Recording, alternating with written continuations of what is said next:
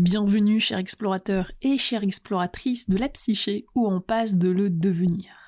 Bienvenue dans ce troisième et dernier épisode de cette trilogie sur les archétypes et l'entrepreneuriat. Dans les épisodes précédents, nous avons exploré la présence des archétypes qui nous animent et la façon dont ils façonnent notre manière de penser, de créer et d'agir. Mais aujourd'hui, nous allons voir l'autre face de la médaille, l'ombre de l'entrepreneur. Parce que si nos archétypes peuvent être des forces incroyables, ils peuvent aussi devenir des freins, souvent inconscients. Et plus précisément, l'archétype de l'ombre qui nous empêche parfois d'avancer, qui sabote nos efforts et nous maintient bloqués sans même que nous en ayons conscience. Par rapport aux archétypes que nous avons vus, l'ombre du visionnaire, c'est l'illusion du rêve sans action. L'ombre du stratège, c'est le besoin de tout contrôler, quitte à s'enfermer dans une rigidité qui tue l'innovation. Le pionnier s'enthousiasme vite, mais se lasse tout aussi rapidement, abandonnant avant même d'avoir des résultats. Le connecteur s'éparpille, incapable de se concentrer sur un seul projet. Le guerrier s'épuise à force de lutter sans relâche, et le sage, lui, analyse, parfois sans fin, incapable de trancher et d'agir. Alors comment identifier ces ombres en nous et surtout comment les transcender, comment les transformer pour avancer avec plus de clarté et surtout de sérénité? C'est ce que nous allons explorer ensemble dans cet épisode. Je t'invite à écouter avec attention, à voir si certaines descriptions résonnent avec toi et surtout à prendre conscience des schémas qui peuvent te freiner sans que tu le saches. C'est parti. Mais avant tout, l'ombre ne doit pas être vue comme un ennemi. Elle est une porte vers une meilleure compréhension de soi. L'intégrer, c'est aller vers sa complétude. Prenons quelques petits exemples de freins. Si tu es perfectionniste, peut-être as-tu peur de l'échec ou au contraire d'accéder à la réussite. Si tu es toujours en quête de validation, peut-être cherches-tu à prouver ta valeur aux autres ou à obtenir leur amour et la reconnaissance. Si tu n'oses pas te lancer, peut-être que l'inconnu t'effraie plus que tu ne le crois. Si tu procrastines sans cesse, peut-être que tu as peur de réussir et des responsabilités que cela implique. Si tu travailles sans relâche, sans prendre de pause, peut-être as-tu peur du vide, du repos, ou que tu cherches à prouver que tu mérites ton succès. Autre frein encore, si tu refuses d'être aidé ou de déléguer, peut-être que tu ressens un besoin excessif de contrôle ou que tu as peur de ne pas être indispensable. Si tu as du mal à fixer un prix pour ton travail, peut-être que tu doutes de ta propre valeur et que tu as peur de ne pas être assez légitime. Ou encore si tu sautes d'un projet à l'autre sans jamais aller au bout, peut-être que tu as peur de l'engagement ou de l'échec final et que changer constamment te permet d'éviter le verdict. Si tu recherches toujours de nouvelles formations sans jamais appliquer ce que tu apprends, peut-être que tu as peur de passer à l'action et que tu utilises l'apprentissage comme une excuse, un prétexte pour ne pas te confronter à la réalité. Ou encore si tu évites les conflits et que tu ne poses jamais des limites, peut-être que tu crains d'être rejeté ou de décevoir, et que tu privilégies l'acceptation des autres à tes propres besoins. Chose qui revient malheureusement régulièrement.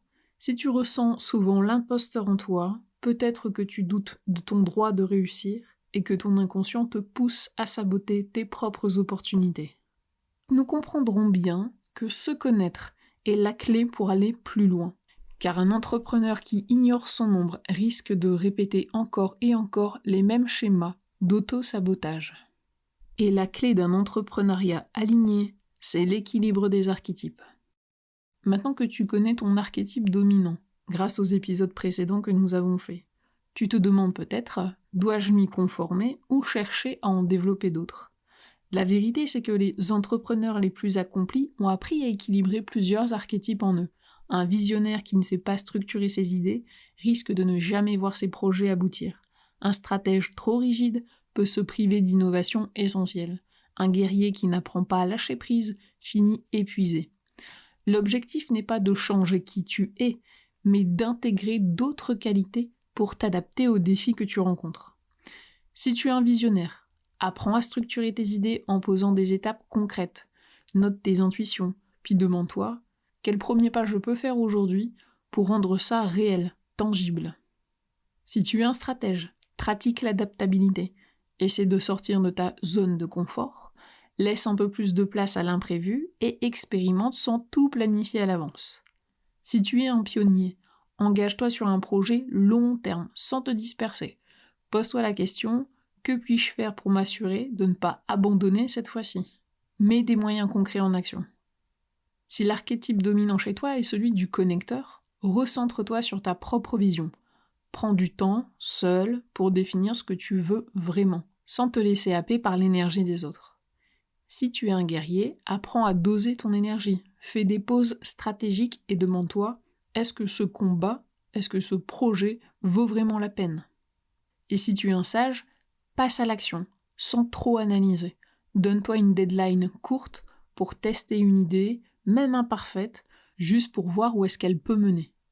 Le but n'est pas de devenir un entrepreneur parfait, mais un entrepreneur équilibré, un entrepreneur qui se connaît, comprend ses dynamiques intérieures et sait quand mobiliser la bonne énergie au bon moment et qui de ce fait atteint son but. En réalité, chaque étape de ton parcours entrepreneurial te demandera de mobiliser un archétype différent. Au début, tu auras peut-être besoin de l'énergie du pionnier, qui ose se lancer, puis du guerrier pour persévérer malgré les obstacles. Quand ton activité grandira, l'archétype du stratège deviendra indispensable pour structurer ton business. Et à mesure que tu évolueras, le sage t'aidera à prendre du recul et faire des choix plus alignés avec ta mission de vie. L'entrepreneuriat est un chemin d'évolution, pas une case dans laquelle on doit rester enfermé. Ce qui nous fait arriver à l'ultime question, quelle est ta mission profonde? Les archétypes nous donnent une carte intérieure précieuse, mais au-delà de ces tendances naturelles, l'entrepreneuriat est avant tout une aventure qui doit faire sens pour toi. Alors tu peux te poser cette question essentielle, pourquoi est-ce que je fais tout ça? Si la réponse est simplement pour gagner de l'argent, ou pour être indépendant, indépendante, creuse un peu plus loin. L'argent et la liberté ne sont que des conséquences. Ce qui te fera vraiment tenir sur long terme, c'est une mission plus grande que toi. Quelle est ta mission? Quel impact veux-tu laisser? Si tu n'as pas encore la réponse, ce n'est pas grave. En plus, si tu débutes dans le choix d'études, alors vas-y, fonce. Mais si tu es plutôt sur 40 et 50 ans, alors oui, il faudra creuser un peu plus loin pour donner davantage de sens, car l'entrepreneuriat, ce n'est pas seulement une affaire de business, c'est aussi un chemin de transformation personnelle. Et en comprenant qui tu es vraiment, tu peux bâtir un empire, une entreprise et une vie plus alignée avec ton essence. Si tu as écouté jusqu'ici, c'est que tu es prêt ou prête à aller plus loin dans cette exploration intérieure. Peut-être as-tu pris conscience de certains blocages, peut-être as-tu enfin mis des mots sur ce que tu ressens depuis longtemps. Si tu as reconnu ton archétype dominant ou plusieurs archétypes, alors demande-toi, suis-je en train d'exploiter pleinement mes forces? Quel piège dois-je éviter pour ne pas tomber dans l'ombre ou dans le côté obscur de l'archétype? Comment je peux équilibrer mon style entrepreneurial pour progresser avec plus de sérénité et d'harmonie? Mais la connaissance ne sert à rien sans le passage à l'action. Ce qui fait la différence, c'est ce que tu vas en faire. Alors qu'est-ce que tu vas faire de tout ça? Prendre conscience de son archétype, c'est déjà une avancée, ça c'est clair. Comprendre ses forces et ses ombres aussi. C'est un premier pas vers un entrepreneuriat plus aligné. Mais la vraie transformation commence quand tu passes à l'action. Ce que tu sais intellectuellement ne changera rien si tu ne l'appliques pas. L'entrepreneuriat est un mouvement, c'est un engagement envers toi-même, un voyage où chaque pas compte. Peut-être que tu ressens une clarté nouvelle après cette exploration, ou au contraire un tourbillon d'émotions et même peut-être de doutes. Mais peu importe où tu en es, le plus important, c'est de ne pas laisser cette réflexion rester théorique. Alors pose une intention. Quelle est la première action concrète que tu peux mettre en place dès aujourd'hui pour avancer dans ton projet? Pas demain, pas dans une semaine, pas dans une heure. Aujourd'hui, maintenant, ici. Une décision, un engagement, un tout petit pas, mais un pas réel. Si tu es en pleine réflexion sur ton orientation, peut-être peux-tu aller explorer un domaine qui t'attire en lisant des livres, en échangeant avec un professionnel, en testant une nouvelle compétence. Si tu es déjà entrepreneur, demande-toi si ton activité reflète vraiment ton essence ou si tu t'es laissé enfermer dans un modèle mais qui ne te convient pas. Ajuste, affine, ose expérimenter. Et surtout, ne laisse pas tes peurs dicter tes choix. Ton ombre peut te faire croire que ce n'est pas le bon moment, que tu n'es pas assez prêt ou assez prête, que d'autres feront mieux que toi, mais la seule manière de dépasser ces doutes, c'est d'agir malgré eux. Alors maintenant, prends une feuille ou ouvre une note sur ton téléphone et écris ton archétype dominant, l'ombre que tu as identifiée chez toi, et une action concrète que tu vas mettre en place dès aujourd'hui pour avancer. Parce que le savoir sans action n'est qu'un concept. Ce qui fera la différence, c'est ce que tu en fais. Le premier pas est entre tes mains. Et si tu veux aller plus loin, approfondir ton archétype et comprendre comment l'intégrer pleinement dans ton parcours, je t'invite à poursuivre cette réflexion avec moi. Ensemble, nous irons encore plus loin pour t'aider à bâtir un projet qui a du sens et qui te ressemble profondément. Mes rendez-vous en ligne sont disponibles sur mon site internet.